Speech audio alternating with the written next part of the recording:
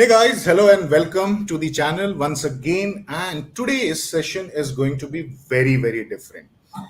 So, very first question, Myra, is when did you start preparing for the Common University Entrance Test? So I started preparing from about December, I would say. So when the dates had come and it was finally announced that okay, this is when the exam's going to happen, I had started my preparations. Initially, I was going very lightly because I had my board exams to take care of too. So I was going at speed of maybe one mock test a week, and I was reading the newspaper and maybe doing a few practice questions for logic. So after that, as the year progressed and my board exams got closer, I have to say I put more importance to my board exams than CUET. So my schedule became one mock test in 2 weeks, but every single morning I would make sure to read the newspaper. And in my free time, I would be doing logic questions. They actually helped me, as a refresher between my board exam studies to, just get a change of scenery. And I was able to study that way. And once my board exams ended, I was grinding for CUET because I needed to get into DU. So I used to study about 3 to 4 hours in between, and about I would say 6 hours in total if you include the newspaper reading and comprehension passages and mock tests and things like that. So I think that is how I was pacing my program studying. I didn't want to, just waste that time that okay, board exams are done. I have to waste time. I studied because DU is such a it's a university, it's an institution that if you don't work hard to get into, you will not get into. You need to want to be there to get there. So I think that was mainly the way I started out. Yes. For the audience, I would like to inform she is joining the Pol Science plus Philosophy course at Miranda House. What made you take philosophy? Do you really love that subject?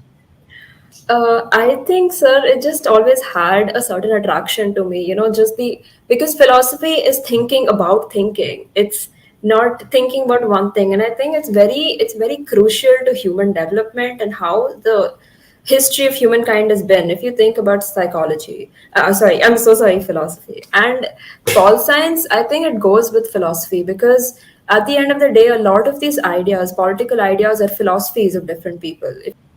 Managing class 12th along with an entrance preparation has been always a difficult task for every True. student. Yes, You yes. did that actually. So, especially if you talk about you were preparing during the last phase of your board examination, when the board Ah, exams were near, you also yes. started your preparation. So, how did you balance the two actually? How did you maintain? What was your time management plan over at that point of time?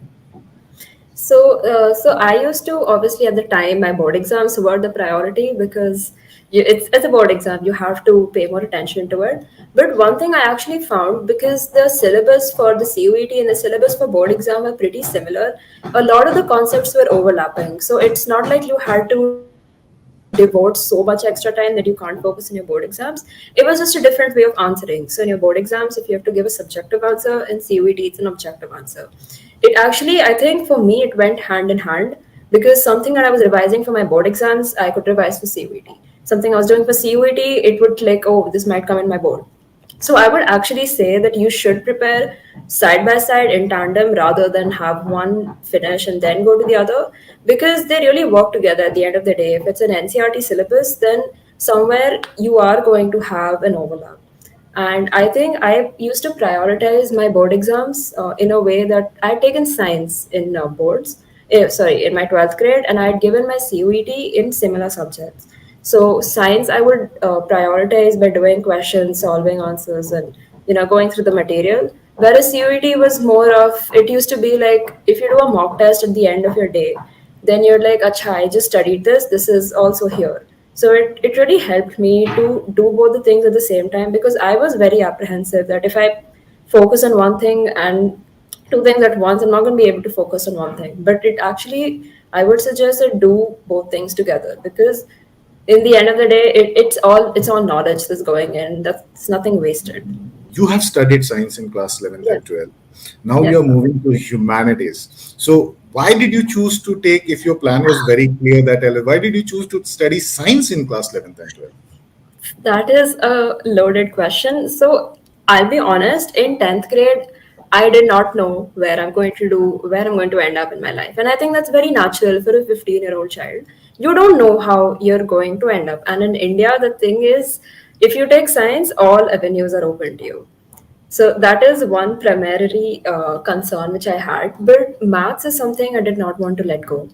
And science with maths, because I was also able to take economics as my fifth subject, it really helped me bridge the gap between, one side of commerce and one side of science. It gave me sort of like a seamless experience of both. So I think that's why science was the choice that I made.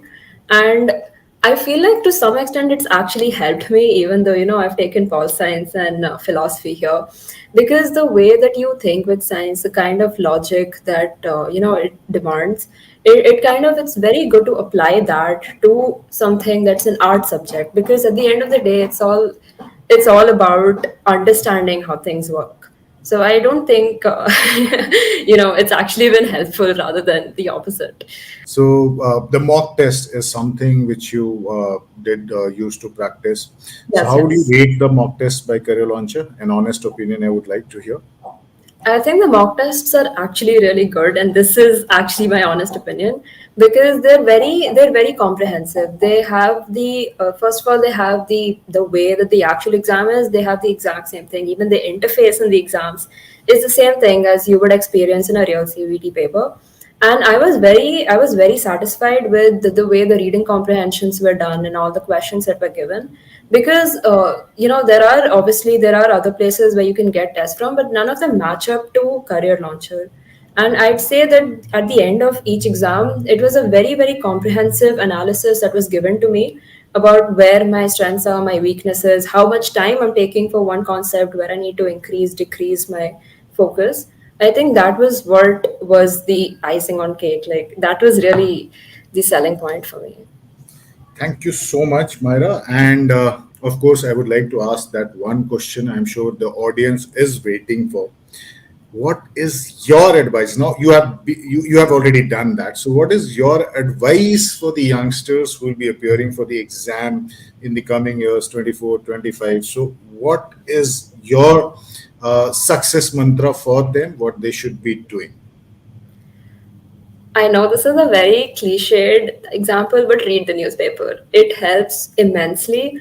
And you don't even have to sit through the paper for like 3 hours in the morning or something. If you just read the headlines, read what's important, and spend just a little more time, it really opens up everything, and it helps immensely in the current affairs preparation. Other than that, I'd say stick to, like, I wouldn't say stick to, but you should be very focused on what's coming and what's not coming, because I feel like there's a lot of material out there, but if you focus on everything at once, I don't think it's going to be very easy for you to get where you want to be.